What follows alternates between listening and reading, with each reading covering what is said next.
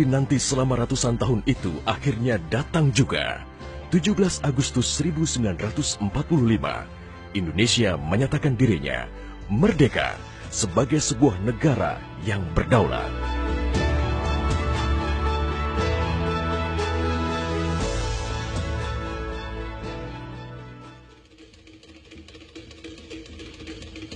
Namun, belum genap 1 bulan usia kemerdekaan, Indonesia langsung mendapat cobaan yang berat.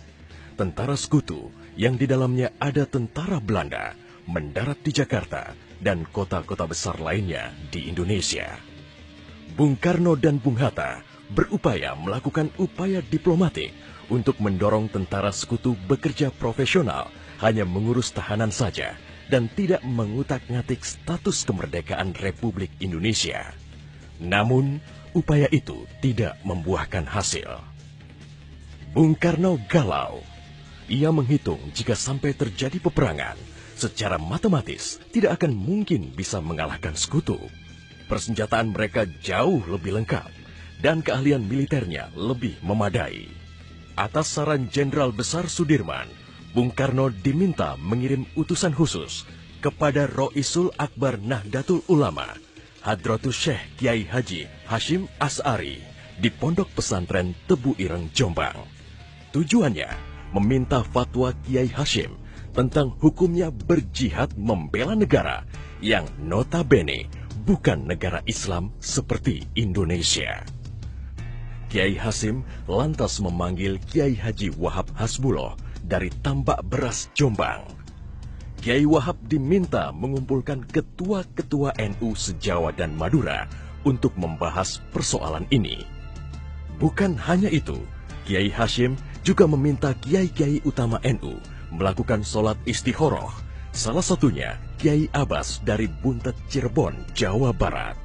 21 Oktober 1945, seluruh delegasi NU se-Jawa dan Madura telah berkumpul di kantor pusat Ansor di Jalan Bubutan, Surabaya.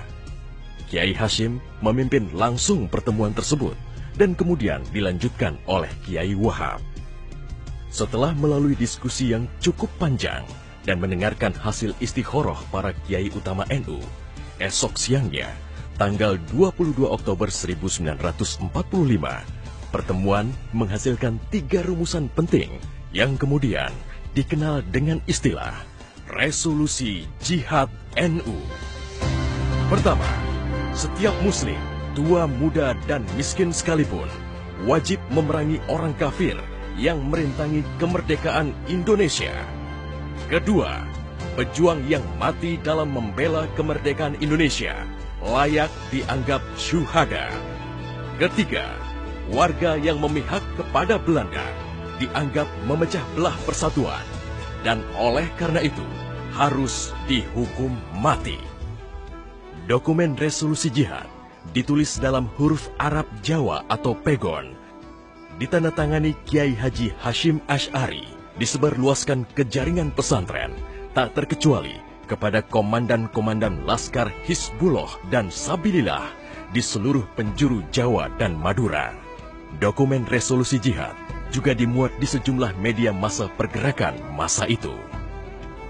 Hanya berselang 3 hari pasca resolusi jihad dicetuskan, 6.000 tentara sekutu mendarat di Pelabuhan Tanjung Perak, Surabaya dengan persenjataan lengkap.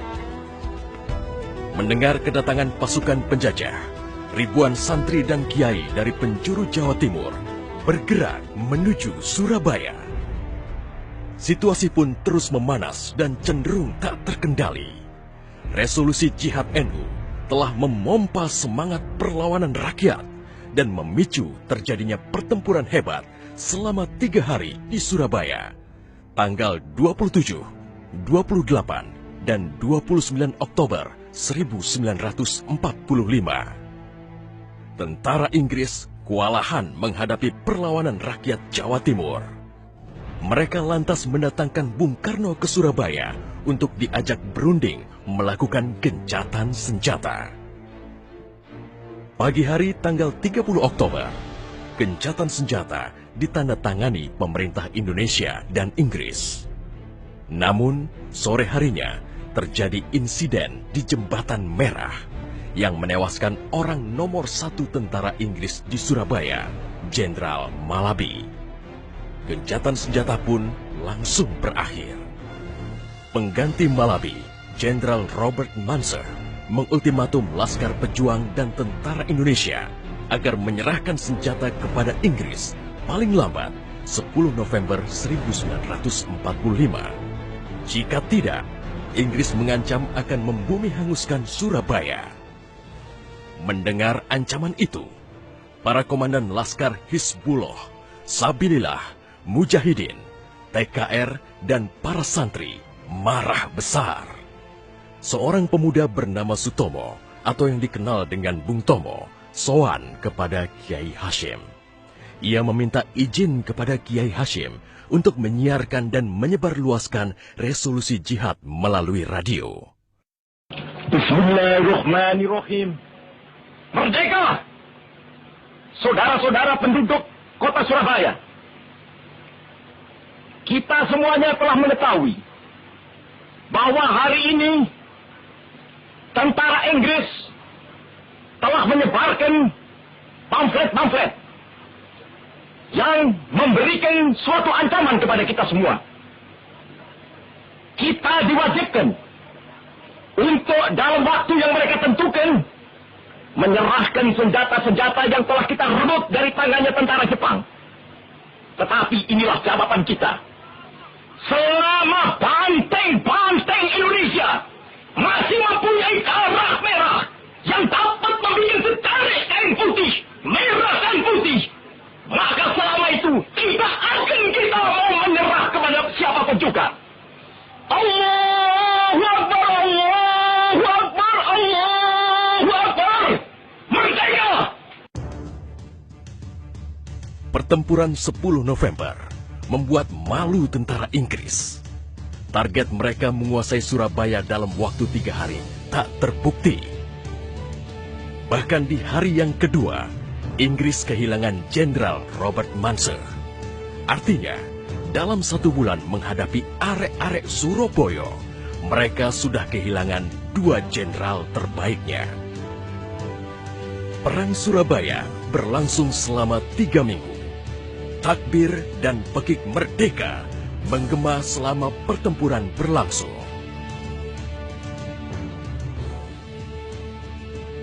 Meski pada akhirnya Surabaya jatuh ke tentara Inggris, namun Inggris mengalami kerugian yang cukup besar.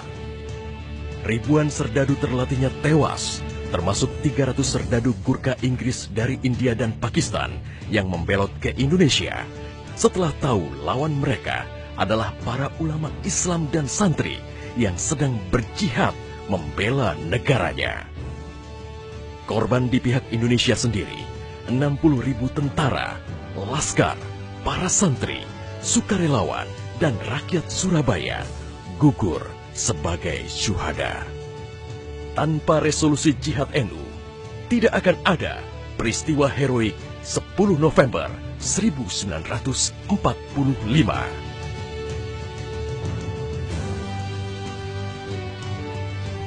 Artinya silahkan, mari kita berperang. Mati syahid. Kalau hidup kita akan menjadi bangsa yang merdeka. Tekad itulah yang ditanamkan oleh resolusi jihad.